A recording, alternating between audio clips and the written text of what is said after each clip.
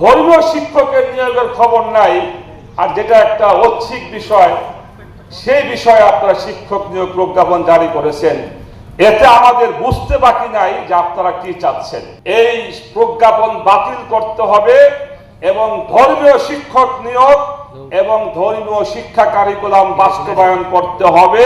ঈমান হারা করার জন্য, ইসলাম বিদ্বেষী মনোভাব তৈরি করার জন্য এটা একটা গভীর ষড়যন্ত্র। বারবার আমরা দেখতেছি, কোন সময় ট্রান্সজেন্ডারের এজেন্ডা, কোন সময় এলজিবিটির প্রমোট করা হয়, আবার মাঝে মধ্যে দেখি কিভাবে ব্যাঙে লাফায়, ব্যাঙ লাফ দেয়, এগুলো শিক্ষকরা শিখায়। এবং আমার প্রাণের ছাত্রীদেরকে কিভাবে ডিম বাঁচতে হবে এগুলো স্কুলে কলেজে শিক্ষা দেওয়া হয়। এগুলো তো বাসায় মায়েরা শিক্ষা দিবে। তো মাঝে মধ্যে দেখি কোন প্রতিষ্ঠানে ধর্মীয় শিক্ষা দেয় একজন হিন্দু বা অন্য ধর্মের শিক্ষক, আবার মাদ্রাসা বোর্ডের চেয়ারম্যান বানানো হয় একজন হিন্দু বা অন্য ধর্মের লোকদেরকে। এগুলি আসলে কি বিষয়টা কি? এগুলি বিষয়টা হলো যে আমাদের ভবিষ্যৎ প্রজন্মকে ঈমান হারা করার জন্য, ইসলাম বিদ্বেষী মনোভাব তৈরি করার জন্য এটা একটা গভীর ষড়যন্ত্র। এই গভীর ষড়যন্ত্র মোকাবেলা করার জন্য আমাদের এই দুই একটা সেমিনার করলে হবে না, আমাদের মূলোৎপাটন করতে হবে এবং এই জায়গায় আমূল পরিবর্তন আনতে হবে। আমরা সকল ইসলামী দল ও মত যদি ঐক্যবদ্ধ থাকি এবং আগামী নির্বাচনে অংশগ্রহণ করি, তাহলে আমরা যদি ইসলামপন্থীরা ক্ষমতা আসতে পারি, ইনশাআল্লাহ আমরা এই বিশেষ করে এই শিক্ষা মন্ত্রণালয়ে আমাদেরকে আমূল পরিবর্তন আনতে হবে। গানের শিক্ষক নিয়োগ দেওয়ার যে প্রজ্ঞাপন জারি করা হয়েছে, গান আমি ইসলামের জায়েজ না জায়েজ এটা বললাম না, সবাই আপনারা জানেন। এটা একটা ঐচ্ছিক বিষয়, কেউ গান শিখতেও পারে, নাও পারে। যদি কেউ গান শিখতে চায় সে ভিন্নভাবে শিখবে, তার ব্যাপার।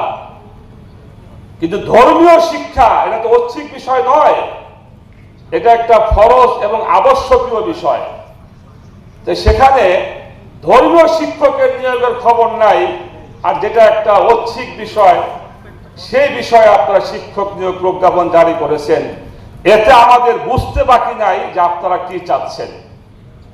অতএব আজকের এই সেমিনার থেকে পরিষ্কার দাবি হলো যে গানের শিক্ষকের যে প্রজ্ঞাপন জারি করেছেন, এই প্রজ্ঞাপন বাতিল করে ধর্মীয় শিক্ষক এবং ধর্মীয় শিক্ষা কারিকুলাম আমাদের প্রাথমিক স্কুল পর্যায়ে বাধ্যতামূলক করতে হবে। যদি তা না করা হয়, কিভাবে বাধ্য করতে হয় সেই পথ আমাদের জানা আছে। আমি পরিষ্কার সরকারকে বলবো, আপনারা আমাদেরকে একটু আরামে থাকতে দেন, শান্তিতে থাকতে দেন। কারণ দীর্ঘ 15 বছর আন্দোলন করতে করতে, জেল খাটতে খাটতে আমরা কিন্তু অনেক ক্লান্ত হয়ে গেছি। ভাবছিলাম যে এই সরকার এই 1 বছর হয়তো আমরা একটু আরামে আমাদের সংগঠন, দল এবং দেশকে গুছাবো। এখনো যদি আন্দোলন করতে হয় দাবি দেওয়া নিয়ে, এই জন্য আমরা পরিষ্কার বলি, অবিলম্বে এই প্রজ্ঞাপন বাতিল করতে হবে এবং ধর্মীয় শিক্ষক নিয়োগ এবং ধর্মীয় শিক্ষা কারিকুলাম বাস্তবায়ন করতে হবে। তা না হলে অন্যথায় আমরা এমন আন্দোলন গড়ে তুলব, তখন আপনাদেরকে আর খুঁজে পাওয়া যাবে না এই দেশে।